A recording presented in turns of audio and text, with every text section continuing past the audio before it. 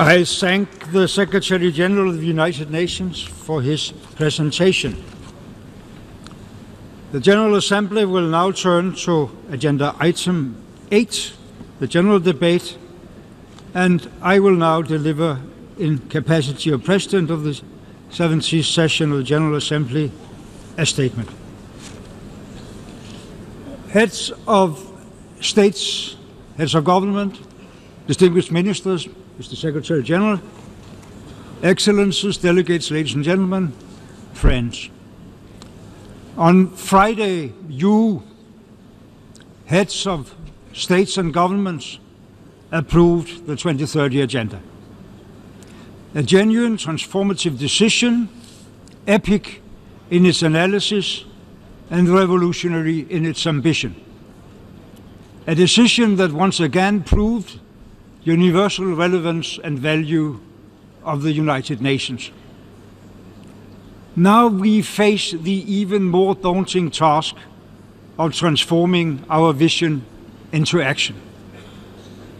Our ambition will only be realized in a world of peace and security and respect for human rights, not in a world where investment in armament and wars more and more absorb and destroy a huge share of the resources we have committed to invest in a sustainable development. Not in a world where war, poverty, hunger, deep inequalities and poor governance are drivers of ever-growing waves of refugees and uncontrolled human migration, and count heavily also among the causes of conflicts which in turn affect and uproot many more people. Governments will also only succeed in implementing this great agenda with the continued and expanding participation of all stakeholders, parliamentarians, leaders of regions, cities, local communities, civil society, youth, religious communities, trade unions, business, and academia worldwide. And the great goals of the United Nations will only be fulfilled when we realize that global interdependency is more pronounced than ever before. So, too, is the urgency for joint global action.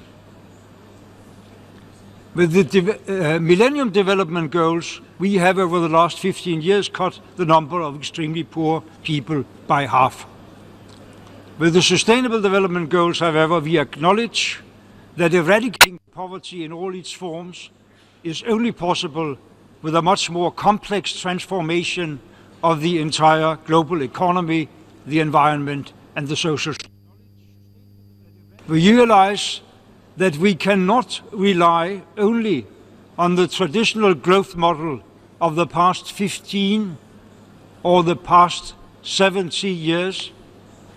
Incredible and unsustainable inequality in income, wealth, access to resources, and to quality education and health services must be overcome.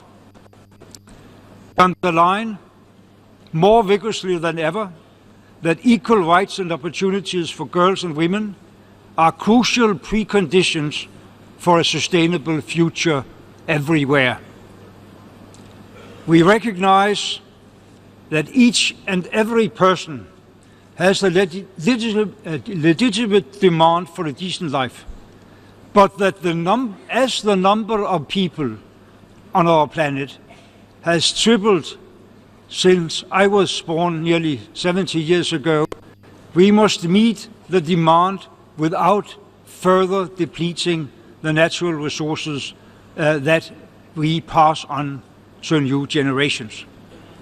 We acknowledge also that people in developed countries cannot continue to consume and produce in the manner they are used to, and that billions of hardworking people elsewhere in their road to prosperity should not simply adopt the same behavior as that of today's rich countries. To build a sustainable global infrastructure over the next 15 years, trillions of dollars need to be invested. The least developed countries can only do this when rich countries live up to their long-standing commitments of a minimum of 0.7% of their national income in development assistance. And national governments can only fund their share of the investment required by fighting corruption and building efficient state tax systems.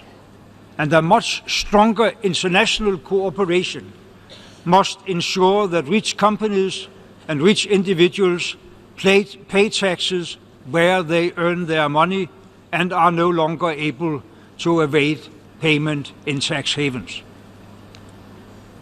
Finally, we must realize that a huge share of the investment in a better future must come from private sources such as companies, capital investors and pension funds.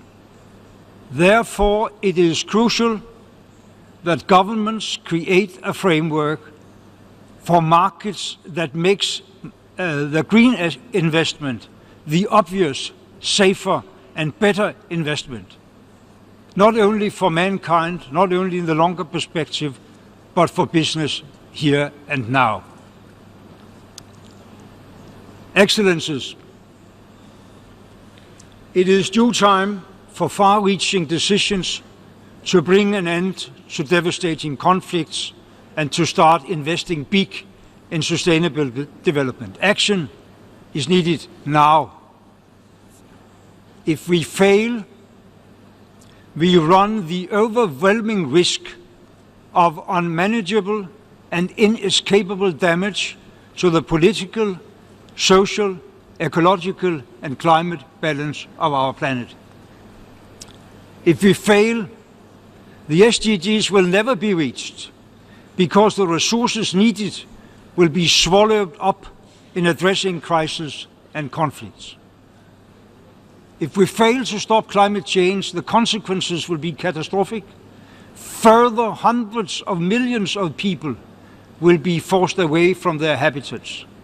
Historically, migration has brought huge benefits to the global community, but large scale of uncontrolled migration have the potential to destabilize societies, leading to conflicts far more damaging than those we are not able to deal with in an orderly and humanitarian fashion today.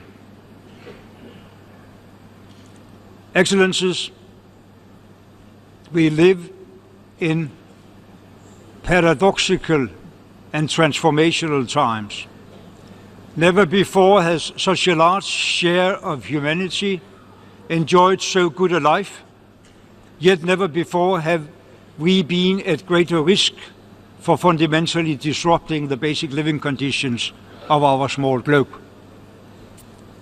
And while a larger share of humanity lives in peace and has done so for longer periods than earlier in human history, the follies of war and self-destruction have increased in the Middle East, in parts of Africa, and once again in Europe, creating unfathomable humanitarian catastrophes and more refugees than at any time since the end of World War II. Tensions between major powers increase, as do investments in all kinds of armaments. Vast arsenals of nuclear, chemical and biological weapons still exist, and disarmament negotiations in Geneva have been stalled for years.